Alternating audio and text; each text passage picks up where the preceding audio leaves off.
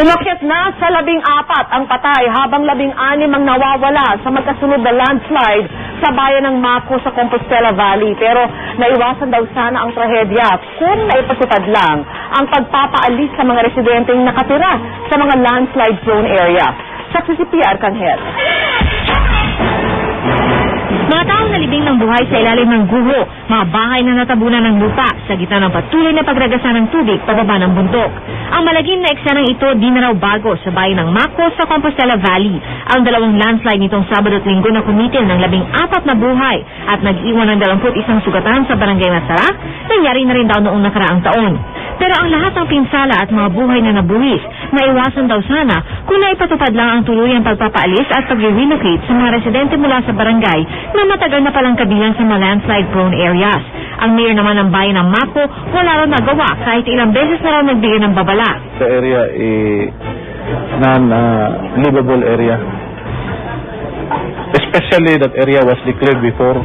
Kwento ng mga residente, isang linggo nang walang tigil ang buhos ng ulan bago nangyari ang landslide. Kada hapon dyan, kusog yung ulan dyan. Kabilang sa mga suwi ang barangay captain ng Masara na si Vencio Angkera. Sa video na ito nakuha noon lang nakaraang taon, buhay na buhay pa si Kapitan. Kaya ganun na lang ang hinagpis ng kanyang asawa. Mugto ang mga mata sa 2 gabi ng pagluha, kanina lang nakuha ang labi ng kanyang kabiyak. Pero di lang niya ng dagok sa kanilang pamilya. Kabilang pa kasi sa 16 na residenteng nawawala ang kanilang anak at 8 buwang gulang na apo. Ang kanyang manugang labis din ng sakit na dinaramdam. Sakit ko gayong nga. Saan lang nga mga tanay mo na. Wala mo lang ganun ba na makitaan na yun. Wala lang saan kuan. Basiog ulan na po din noon. At tuhan mo saan ito yung karalong. Pero sa gitna ng trahedya, lumutang pa rin ang ilang kwento ng kabayanihan. Ang 15 anyos na si Mary Grace Mosquera, walang takot na iniligtas ang kanyang 2 batang kapatid at 2 kapitbahay, kabilang ang isang sanggol.